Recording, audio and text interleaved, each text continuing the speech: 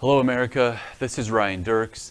I am coming to you today with a Glenn Beck inspired chalkboard presentation for you on a national security issue that you probably haven't heard of. You may have seen a few little bits in the headlines of cattlemen having to put down their cattle, or chickens being euthanized, or dairy being poured out, and maybe meat prices going up in the grocery store. But if you're not looking under the hood and seeing what's going on, this is a proper national security issue that is right here in America, and because the agriculture and the farming industry typically doesn't get as much attention because it's not as loud, it's being completely overlooked. Here's what I'm talking about. The agriculture industry, if you're not familiar, back in 1967, there used to be about 10,000 different slaughterhouses across the country. Here in the year 2020, we have just about 2,500. In the last 50 years, we've had a terrible centralization. You used to know your local butcher, you used to know your local slaughterhouse, and you used to know where your meat was coming from. Over the years, two things have happened. One, the USDA has passed the Wholesome Meat Act. What that did was that increased regulations, and you need permits and licenses and inspectors and this and that and all of these things that have increased the cost of how much it takes to operate a farm or a feedlot or a slaughterhouse. So expensive to the point where only a few people who have deep pockets can afford that. What's happened is a economy, a livestock that's gone from very decentralized to very centralized. Here in the coming clips, I'm going to show you the very specific details. The second big piece that's been going on here is foreign investment. China and Brazil have been dumping billions of dollars into the agriculture industry to make a vertical. That means they're buying up the farmland, they're buying up the feedlots, they're buying up the slaughterhouses, and they're even becoming the broker and the dealer at the sell lots. So here in the next clip, I'm going to show you exactly who the players are and how they're working. Okay, so here we are. How did it get so badly? Where am I getting my information? First off, America, check for yourself. This isn't coming off of some wild conspiracy blog. The last 2 weeks, I've had at least half a dozen conference calls with some of the largest cattle ranchers, men and women across the Midwest, and they are the ones feeding me the direct information, the direct data, information like, if things don't change, how long will you, a private owner, be able to stay in business? And almost all of them are saying a year at most. Now check this out. This is the vertical, right? So who's involved here? It's gone from decentralized to centralized. Well, it's all of the same players you would expect. Let's see. Here is Tyson. Here is Cargill. Here's Brazilian-owned JBS. Have you ever heard that name? Do you ever see that logo at your grocery store? Here's Smithfield. You know Smithfield, the happy Midwestern family that's owned by China. That's right, back a few years ago, China bought out Smithfield entirely for over just about $4 billion. Right now, this is not a joke, right now, 80% or so of the chicken, the beef, the pork that you are eating at your restaurant or at your grocery store is either Brazilian or Chinese owned, and I'm going to get into that in just a moment. So check this out. I told you that we used to have 10,000 plus, right? Of those 2,500 that I showed you a moment ago, the majority of them are owned and operated by one of these four companies. Completely centralized, completely centralized. Brazilian, Chinese, and half American. All right? So now they've gotten so big over the years that they now own the vertical. This is the supply chain of how that beautiful cow gets turned into a beautiful a strip steak. First off, the farms. It's no secret. Foreigners in Brazil, China, and elsewhere around the world have been buying up American farms at a record pace. Then it goes from the farm to the feedlot. What happens is the last couple of weeks before a steer or something is cut and processed, they take them to a feedlot so they can fatten them up, right? Get a little marbling in that steak. The slaughterhouses are almost all entirely owned by these guys. The market, where these are bought and sold, you know, hey, I'll give you this much for this many head of cow, right? All owned by these guys. I've been talking on these conference calls, and I have cattle ranchers who are telling me, yeah, I've been trying to sell these for $200 loss. I've been trying to sell a steer for $300 loss, and these guys aren't budging. And the reason they aren't budging is, get this, this is the most messed up part of all of this.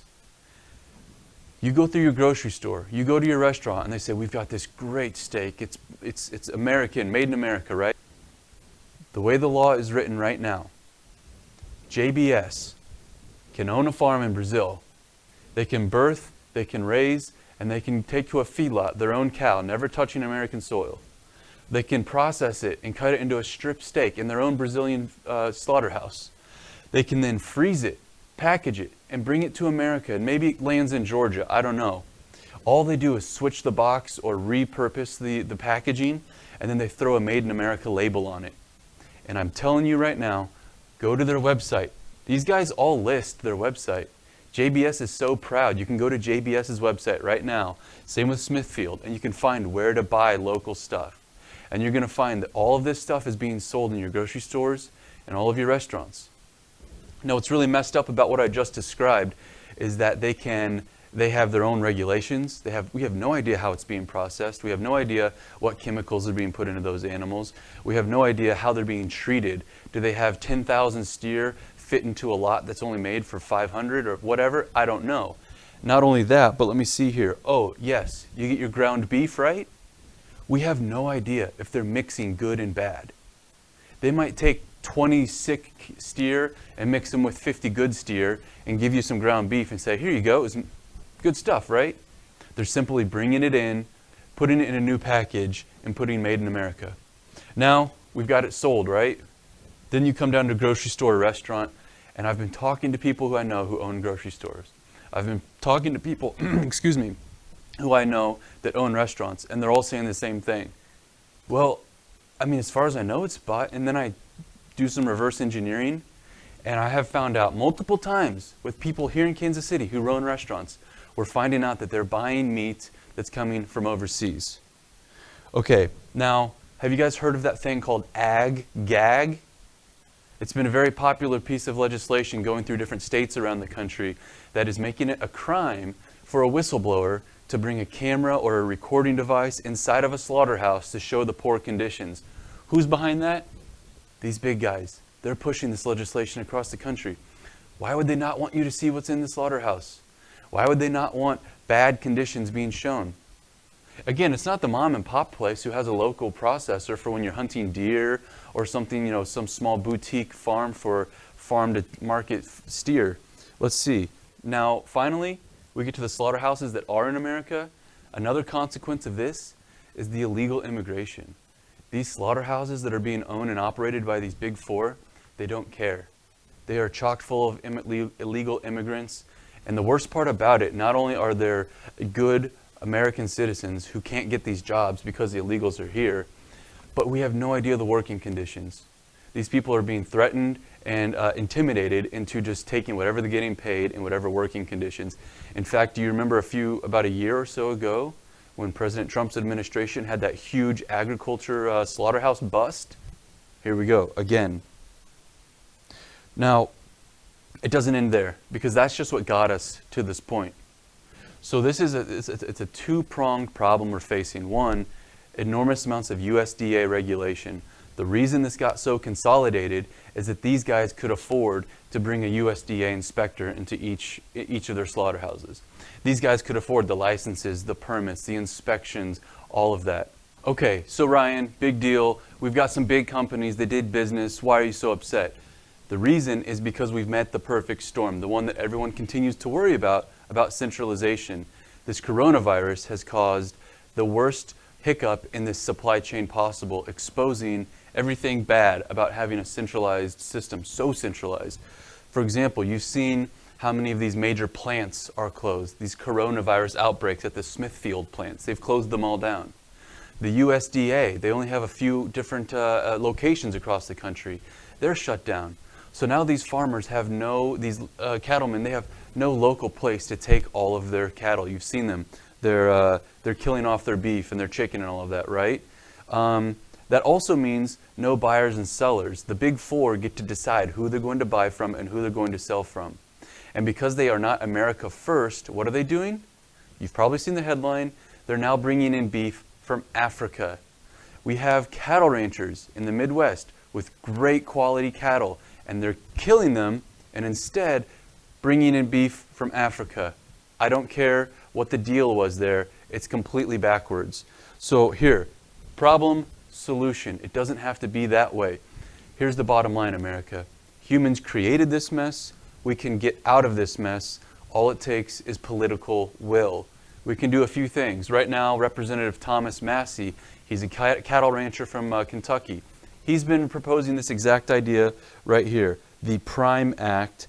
And let's see, PRIME Act is going to allow local processors and local cattle ranchers to work together and repeal a lot of that regulation. It's also, we can do what's called mandatory labeling or mandatory country of origin.